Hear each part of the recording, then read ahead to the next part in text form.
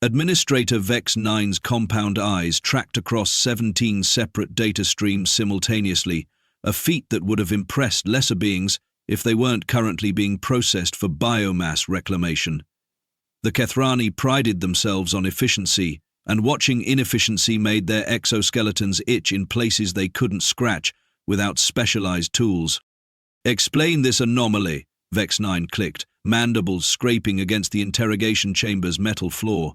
The sound echoed off walls designed to amplify psychological discomfort, another efficiency the hegemony had perfected over 12,000 years of conquest.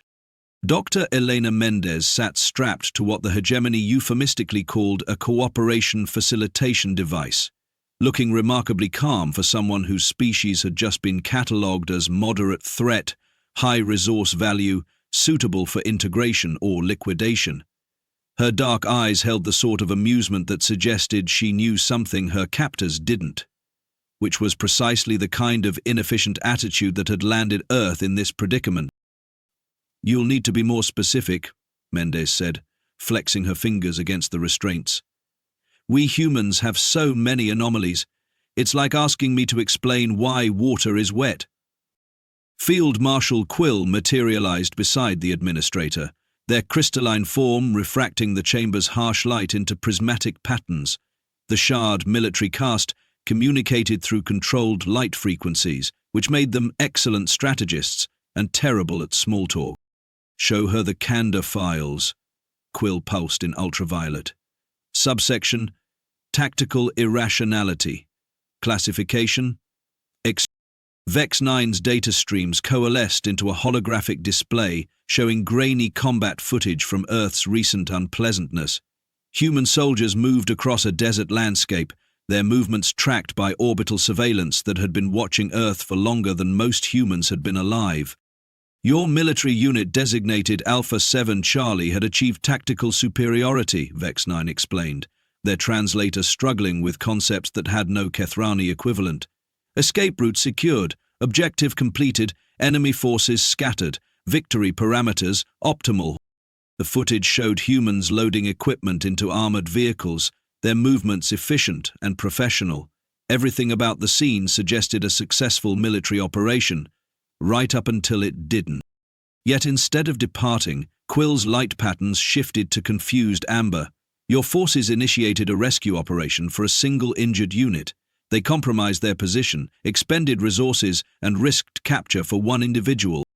"Private Morrison," Mendez said, watching the footage with something that might have been pride, "took shrapnel from an IED. Couldn't walk." "Could not walk," Vex-9 repeated, as if testing the words for hidden meaning. "Therefore, tactical liability. Logical response: abandon unit, preserve majority force strength. That's not how we do things." "Precisely our concern," Quill flashed red. "The rescue operation required 47 minutes, 3 additional casualties, and compromised your strategic advantage. The enemy regrouped and engaged your forces during extraction. Final result: mission parameters degraded, casualty count increased, resource expenditure tripled." Mendez shrugged, a gesture that somehow conveyed both dismissal and defiance. "Morrison made it home, had a daughter 6 months later, named her after the medic who carried him out." "Irrelevant biological reproduction data," Vex-9 clicked dismissively. "The mathematics remain constant. You sacrificed operational efficiency for emotional satisfaction." "The mathematics," Mendez said, "don't account for what happens when word gets around that you leave people behind." This was apparently the wrong thing to say because both aliens went very still. In Vex-9's case, this meant their data streams flickered and reformed into new patterns. In Quill's case, their light frequency shifted to something that would have been invisible to human eyes if the interrogation chamber hadn't been equipped with full-spectrum displays. "Elaborate," they said in unison, which was either coordination or coincidence, and with the hegemony, both options were equally unsettling. "You really want to know?" Mendez leaned forward as much as the restraints allowed. "Fine. Here's your anomaly, filed under things your empire-building math can't calculate. Nobody fights harder than someone who knows their squad won't abandon them." Quantify harder, Vex 9 demanded. Can't. That's the point. Mendez's smile had sharp edges. You can run probability matrices on weapons efficiency, casualty ratios, supply line logistics. You can't run numbers on what happens when every soldier knows that if they go down, someone's coming back for them. Even if it's stupid, even if it's dangerous, even if it breaks your precious tactical doctrine. Quill's crystalline form darkened to deep violet. You're describing psychological manipulation. Morale boosting through false security promises. I'm describing trust. Trust is measurable, Vex 9 insisted, pulling up new data streams. Confidence metrics, unit cohesion indexes, leadership reliability coefficients. We have models.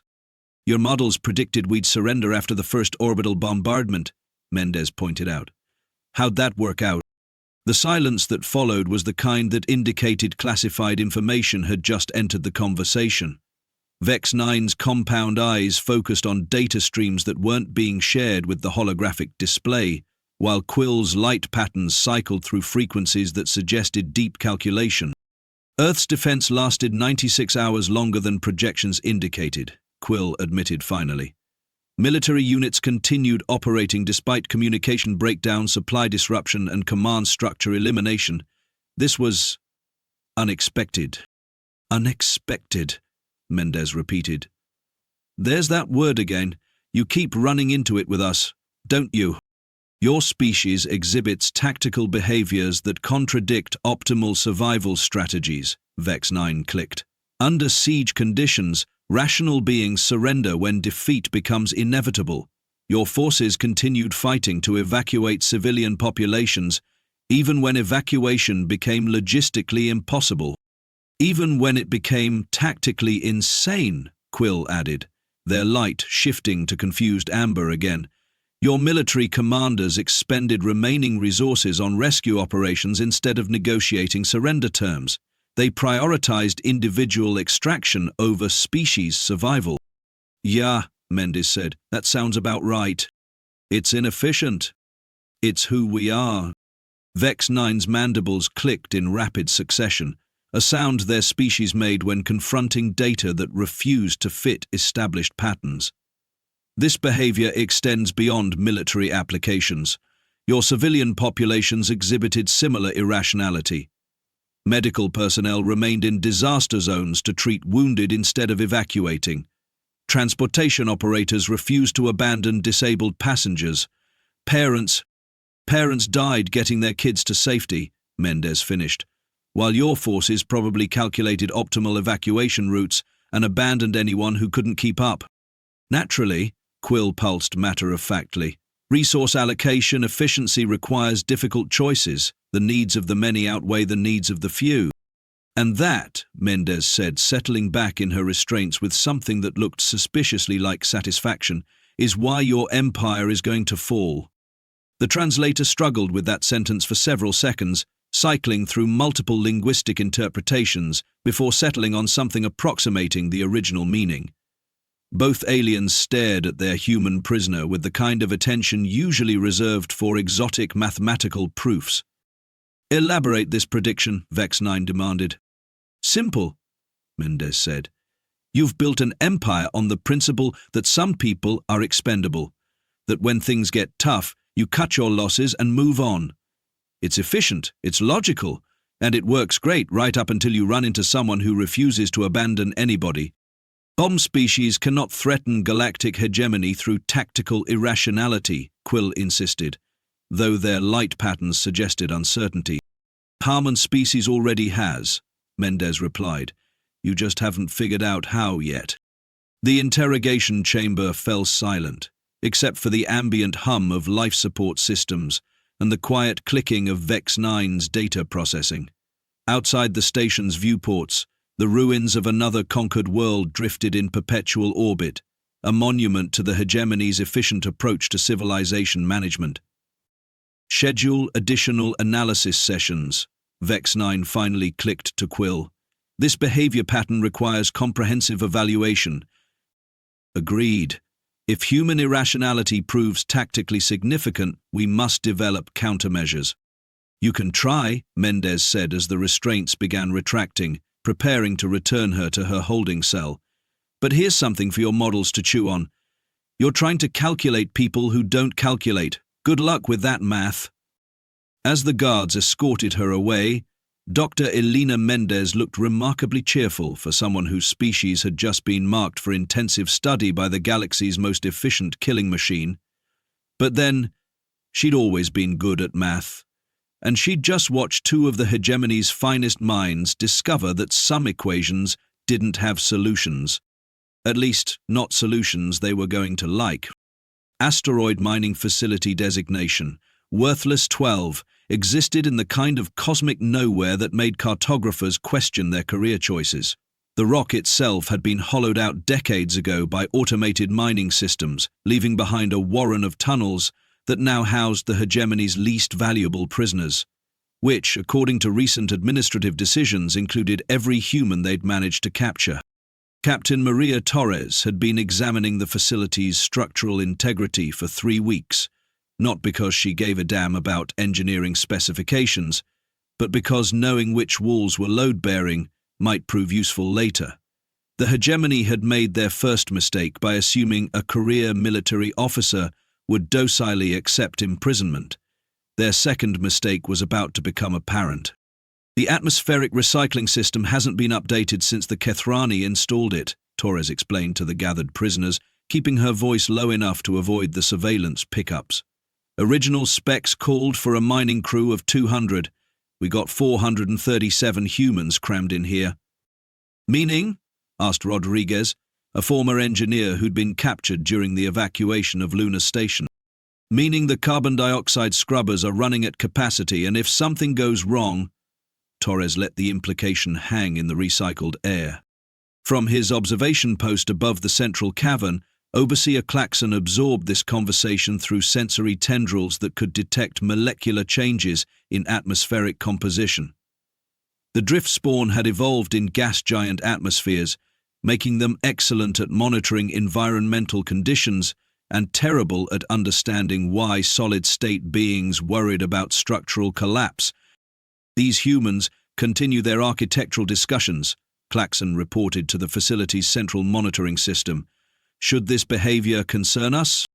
The response came back in the form of new orders transmitted directly from Hegemony Command. Claxon's gaseous form rippled with what might have been surprise or possibly indigestion. It was hard to tell with Driftspawn. Implement testing protocol Zeta 7 immediately, the orders read. Subject: Human rescue prioritization behaviors. Scenario: Controlled crisis with abandonment option. 20 minutes later, the mining charges detonated in Tunnel Complex C7. The explosion wasn't large enough to breach the asteroid's hull, but it was perfectly calculated to collapse the tunnel entrance and trap anyone inside, which, according to carefully manipulated work assignments, happened to be exactly 3 humans. Chen, the former medic, Okafor, who'd been a teacher before the invasion, and Williams, whose previous occupation as a sanitation engineer had somehow qualified him for asteroid mining duty. Structural collapse in C7, the facility's automated announcement system declared with mechanical indifference. Affected area has been sealed. Resume normal operations. Captain Torres was moving before the announcement finished, her military training kicking in despite 3 weeks of forced manual labor. Around her, other prisoners were already organizing into search teams, medical support, and engineering assessment groups. The efficiency would have been impressive if it hadn't been exactly what Overseer Claxon was monitoring for. They're responding according to predictions, Claxon reported, watching the humans swarm toward the collapsed tunnel. Immediate rescue prioritization despite obvious resource limitations. Sir, Rodriguez called out, running scanners over the debris pile. This is bad. The collapse brought down about 40 tons of rock, and the support beams are cracked. Any attempt to dig through could bring down more of the ceiling. Atmospheric readings? Torres asked. Sealed pocket, probably. Chen's got maybe 18 hours of air if they're conserving oxygen. Less if they're panicking or injured. They're not panicking, Torres said with absolute certainty. Chen's been through this before. Okafor stays calm under pressure, and Williams once spent 6 hours stuck in a sewage processing unit and came out making jokes. From his observation post, Claxon noted this data point with interest. The humans were displaying advanced knowledge of individual psychological profiles within their group, suggesting social cohesion parameters higher than anticipated. "Begin excavation procedures," Torres ordered, and suddenly the mining facility transformed into something resembling organized chaos. Humans formed bucket brigades to move debris, improvised support structures from mining equipment, and established communication protocols that would have made hegemony efficiency experts proud if they weren't so fundamentally different from approved methods. "This is inefficient," Claxon observed to his monitoring systems. The logical response would be to assess probability of successful rescue versus resource expenditure and act accordingly. The humans, however, seemed to have missed the memo on logical responses. "Captain," called out Singh, monitoring the facility's main computers. "The blast doors to the docking bay just unlocked. Automated systems are running departure protocols for the next supply transport." Torres looked up from the excavation site, her face covered in rock dust, but her expression sharp. "When?" 6 hours. After that, next scheduled pickup isn't for 3 weeks.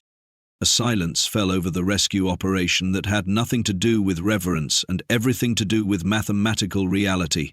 40 tons of debris, 18 hours of air for the trapped prisoners, and an escape opportunity that wouldn't come again. The equation wrote itself. "How many can we get out?"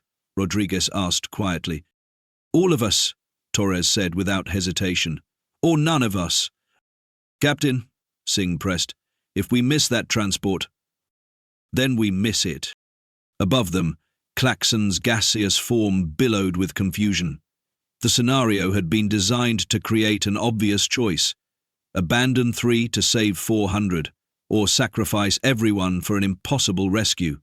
The humans were supposed to demonstrate their irrational tendencies by choosing badly, confirming hegemony assessments about the species' tactical limitations. Instead, they were demonstrating something the Drift Espan had no adequate words for. "Mum," Rodriguez said carefully, "the mathematics don't work. Even if we get them out alive, we'll never finish in time to make the transport." "Then we'd better work faster," Torres replied, hefting another piece of debris. "This is insane," muttered someone from the back of the group. "Yeah," Torres agreed. "Probably is. Anyone who wants to make for the docking bay, go now. No judgment, no consequences. This is volunteering only."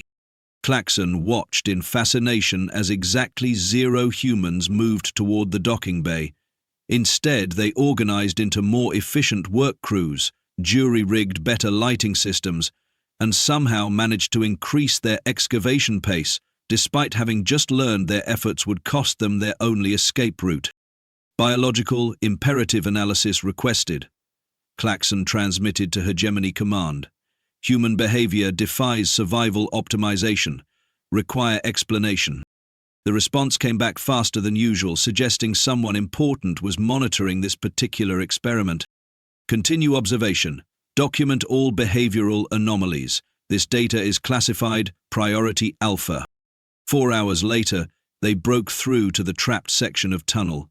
Chen emerged first, supporting Okafor, who had a head injury but was conscious and complaining about the dust. Williams came out last, carrying an improvised stretcher made from mining equipment, and somehow managing to crack jokes about the quality of their rescue service. "Took you long enough," Williams said as medical teams checked him over. "I was starting to think you'd forgotten about us." "Never crossed our minds," Torres replied, and something in her voice made it clear this wasn't just reassurance, it was simple fact. Above them, Overseer Claxon noted that the supply transport had already departed, taking with it the humans' only realistic chance of escape. The prisoners were now effectively stranded on an asteroid in the middle of nowhere, with limited supplies and no prospect of rescue. They were celebrating. "Explain this behavioral pattern," Claxon requested from the monitoring systems. "Analysis inconclusive," came the reply. "Human responses continue to deviate from predictive models. Additional study required." In the facility's central cavern, Captain Torres gathered her people around her. 437 humans who had just chosen certain imprisonment over abandoning 3 of their own, and somehow managed to look like they'd won something important. "So," Rodriguez said, "what now?" Torres looked around at faces that showed exhaustion, determination, and something that might have been hope. "Now we figure out how to get everyone home." "All of us?" Chen asked, testing his oxygen levels after hours in a sealed tunnel. "All of us," Torres confirmed. "That's how this works." From his observation post, Claxon filed his report with growing unease. The testing protocol had succeeded in demonstrating human rescue behaviors, but the results raised more questions than they answered. How did you conquer a species that considered tactical disadvantage preferable to strategic abandonment? How did you negotiate with people who refused to calculate acceptable losses? The hegemony prided itself on understanding the species they conquered, but these humans were proving remarkably difficult to comprehend. Their behavior made no sense, according to established survival patterns, yet somehow they kept surviving. It was almost as if refusing to abandon their own had made them stronger instead of weaker, which was, according to everything the hegemony understood about galactic civilization, completely impossible. The Mindweb Collective hadn't experienced genuine confusion in approximately 4,000 years, which made the current situation particularly aggravating. High Coordinator Jess floated in the neural interface chamber, their translucent brain case pulsing with frustrated bioluminescent patterns, while 17 subsidiary minds processed the incoming reports. "Clarify the Nexus 7 incident," Jess commanded, their telepathic voice echoing through the minds of assembled military coordinators across 3 star systems. The response came from Admiral Kex, whose mechanical augmentations made his thoughts refreshingly straightforward compared to organic species. Human prisoners staged an uprising during transport to the labor camps on Nexus 7. Standard suppression protocols initiated. Yet the uprising succeeded, Jess observed, the statement rippling through the collective consciousness with implications none of them liked. Temporarily, the humans seized control of transport vessel Gamma 9 but made no attempt to escape. Instead, they demanded the release of prisoners being held in the ship's isolation cells. Ha! Jess's bioluminescence shifted to deeper purples, indicating intensive calculation. How many prisoners were held in isolation? 12. All human. Various infractions, work refusal, insubordination, attempting to share food rations with sick prisoners. 12 individuals, Jess repeated, savoring the absurdity. They risked 400 lives for 12 individuals who had already been classified as disciplinary problems. The negotiation lasted 18 hours, Admiral Kex continued. Human spokesman identified himself as Commander Patel, refused all compromise solutions, would not accept partial releases, improved conditions or amnesty offers, demanded complete prisoner transfer or threatened to decompress the transport vessel. Eliminating all humans aboard, Zis concluded, including themselves. Affirmative. Threat assessment indicated 93% probability of execution if demands were not met. The Mindweb Collective processed this information through multiple analytical frameworks, each one producing results that defied conventional strategic logic. Why would a successful escape attempt transform into a suicide mission over prisoners who contributed nothing to operational effectiveness? Compliance was granted, Chess inquired, though the outcome was already evident from Admiral Kex's thought patterns. Command determined that losing 400 prisoners was less efficient than negotiating with 12 disciplinary cases. The isolated prisoners were transferred to general population, and the uprising leaders returned to their cells voluntarily after confirming prisoner transfers were complete. Jez's subsidiary minds began processing secondary reports from across hegemony space, and the pattern that emerged was deeply troubling. On mining station Kepler 442, human workers had sabotaged production quotas until a sick colleague received medical treatment. On agricultural world Harvest 9, Human laborers had refused food until guards stopped separating family groups during work assignments. On processing facility Delta Sigma, humans had organized work strikes demanding better conditions for elderly prisoners. These incidents are increasing in frequency, observed Sub-Coordinate Vril, whose crystalline thought matrices were particularly suited to pattern recognition. Human behavioral anomalies appear to be spreading to other species. That was the part that made Jess's brain case pulse with genuine alarm. The hegemony had conquered thousands of species over millennia, and they all eventually accepted the fundamental principle of rational self-interest. You cooperated to survive, you sacrificed the weak to preserve the strong, and you calculated acceptable losses like any sensible being. Elaborate on cross-species contamination, Jess demanded. The reports that followed painted a picture that challenged everything the hegemony thought they understood about conquered populations. On Procyon Station, Altarian workers had refused to abandon injured colleagues during a chemical spill. On Manufacturing World Industrial 7, Rigelian technicians had shared their food rations with elderly prisoners, despite regulations prohibiting such research. Most disturbing of all, on Penal Colony Punishment Alpha, multiple species had collaborated to hide sick prisoners from medical termination protocols. The infection vector appears to be direct contact with human prisoners, Sub-Coordinator Vril reported. Species exposed to human rescue behaviors begin exhibiting similar patterns within standard months. Impossible, Jeff declared, though their bioluminescence betrayed uncertainty. Altarians have practiced resource optimization for 6,000 years. Rigelians abandoned their weak during their pre-industrial period.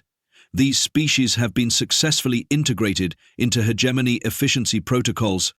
Yet observation data indicates otherwise, Admiral Kex interjected. Military units report increasing difficulty maintaining prisoner compliance. Guards require additional resources to prevent cross-species cooperation. Several facilities have requested enhanced suppression protocols to maintain operational efficiency. Jess attempted to process this information through telepathic analysis, but encountered something unprecedented: cognitive static. Human thought patterns, when focused on loyalty concepts, generated mental interference that disrupted mind-web processing capabilities. It was like trying to analyze mathematics while someone screamed emotional poetry directly into your consciousness. Schedule immediate consultation with psychological warfare specialists, Jez commanded. If human behavioral patterns are infectious, we require countermeasures.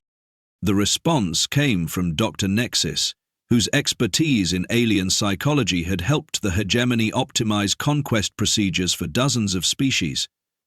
High Coordinator, we've been monitoring these developments with increasing concern. Human loyalty behaviors appear to activate dormant social instincts in other species. Dormant instincts? Evolutionary remnants. Most species developed cooperative behaviors during their pre-technological phases. The hegemony's integration protocols suppressed these instincts in favor of rational self-interest, but human presence seems to reactivate them. Jess's subsidiary minds churned through the implications. You're suggesting that human irrationality is literally contagious. Not irrationality, Dr. Nexus corrected. Loyalty, and yes, it appears to spread through social contact. Worse, affected populations become significantly more difficult to control. Traditional suppression methods prove less effective against groups that prioritize collective welfare over individual survival. Then we eliminate human contact with other species, Jess decided. Complete isolation protocols. Already attempted on 17 facilities, the results were unexpected. The data streams that followed showed something that made even the MindWeb collective pause in confused amazement. When humans were isolated from other species, the affected populations had actively worked to restore contact. Altarians had sabotaged security systems to allow human prisoners access to common areas. Rigelians had staged coordinated disruptions to force guards to house different species together. Most remarkably, on 3 separate occasions, non-human prisoners had initiated rescue attempts when humans were moved to isolation facilities. They are rescuing the rescuers, Jess observed, their bioluminescence cycling through colors that indicated profound philosophical confusion. It gets worse, Dr. Nexus continued. Intelligence reports from frontier sectors indicate that some conquered species are beginning to question fundamental hegemony principles. There have been inquiries about why weak individuals are abandoned, why resource distribution favors the strong, and why efficient civilization requires sacrificing the few for the many. These questions have obvious answers, Sub-Coordinator Vril protested. Mathematical optimization, resource allocation efficiency, logical survival strategies. Yes, but they're asking anyway, and when species start asking questions about foundational principles, Jez didn't need the sentence completed. When species questioned the basic assumptions of hegemony rule, they moved from conquered subjects to potential rebels. And if multiple species began questioning simultaneously, coordinated by some infectious human concept of refusing to abandon their own, threat assessment analysis requested, Jess commanded. If this behavioral contamination continues spreading, what are the projected outcomes? The calculations took several minutes, processed through military computers and strategic analysis systems across multiple star systems. When the results arrived, they carried classification codes that indicated information too sensitive for standard distribution. Catastrophic systemic failure becomes probable within 50 to 75 standard years, came the response. If significant portions of conquered populations begin prioritizing collective welfare over individual survival, traditional control mechanisms lose effectiveness. Estimated probability of empire fragmentation, 87%. The Mindweb Collective fell silent, their shared consciousness processing implications that challenged 12,000 years of successful galactic domination. The hegemony had built their empire on the principle that rational beings would choose survival over sacrifice, efficiency over loyalty, logic over emotion. They had never encountered a species that considered those choices fundamentally wrong. Initiate Protocol Omega, Zeph finally commanded. Bring me the human negotiator from the Nexus 7 incident, this Commander Patel. I want to understand exactly what we're dealing with. High Coordinator, Admiral Kex interjected. Patel was transferred to Maximum Security Facility Isolation Prime after the transport incident. Then retrieve him. If human loyalty is infectious, I need to understand the disease before it destroys everything we've built. As the orders went out across hegemony space, Zess floated in their neural interface chamber and contemplated the impossible. An empire that had conquered the galaxy through superior logic was being undermined by beings who refused to be logical.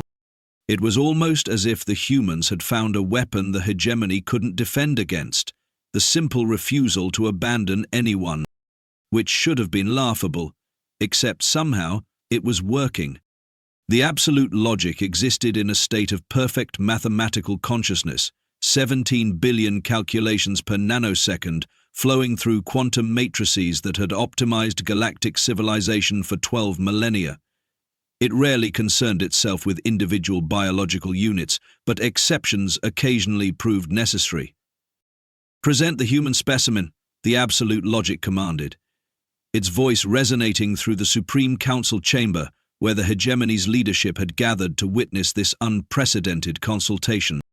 Ambassador Patricia Chen walked into the chamber with the casual confidence of someone attending a diplomatic reception, rather than facing the galaxy's supreme ruler. She wore the standard prisoner uniform, but somehow made it look like formal attire, a trick that impressed even beings who had seen everything. "Thank you for the invitation," Chen said pleasantly. "Though I should mention, your security protocols could use some work. I've been mapping your facility layouts for the past 3 days." The assembled council members exchanged glances that would have been alarmed if they weren't so calculatedly emotionless. Admiral Kex's mechanical augmentations whirred softly as he processed this information. "You were held in maximum security isolation," he stated. "Was I? Funny thing about isolation cells. They're only isolating if the person inside wants to be isolated." Chen smiled.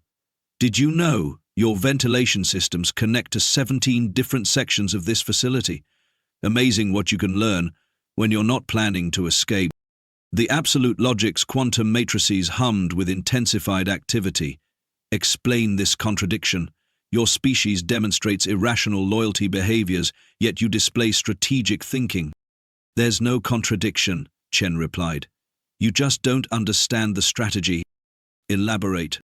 Chen looked around the council chamber, taking in the gathered representatives of species that had conquered the galaxy through pure logic. You built an empire on abandonment. Every time things get difficult, you calculate acceptable losses and move on. It's efficient, it's logical, and it's worked perfectly for thousands of years. Correct. Until now. Because here's what your calculations never accounted for. We've been planning this conversation for 200 years. The silence that followed was the kind that preceded either revelation or execution. The absolute logic's processing matrices cycled through probability analyses at speeds that would have liquefied organic brains. Impossible. Earth was conquered 73 years ago. Human resistance was eliminated within standard months. Was it? Chen asked. Every captured human you've interrogated, every prisoner you've studied, every spontaneous rescue mission you've observed, you thought you were watching irrational behavior. You were actually watching a coordinated infiltration. Administrator Vex 9's compound eyes dilated with sudden understanding. The loyalty demonstrations were intentional. Every single one. We needed your subject species to remember what cooperation looked like. Turns out, when you show beings it's possible to refuse abandonment, they start questioning why they ever accepted it. High Coordinator Jess's bioluminescence flickered with patterns indicating severe cognitive stress. The behavioral contamination was engineered. Engineered, encouraged, and carefully propagated across your empire. Chen's smile had become predatory. You wanted to understand human loyalty? Here's the lesson. We never abandoned our plan to free everyone you've conquered. Every captured human was a volunteer. Every irrational rescue was a calculated demonstration.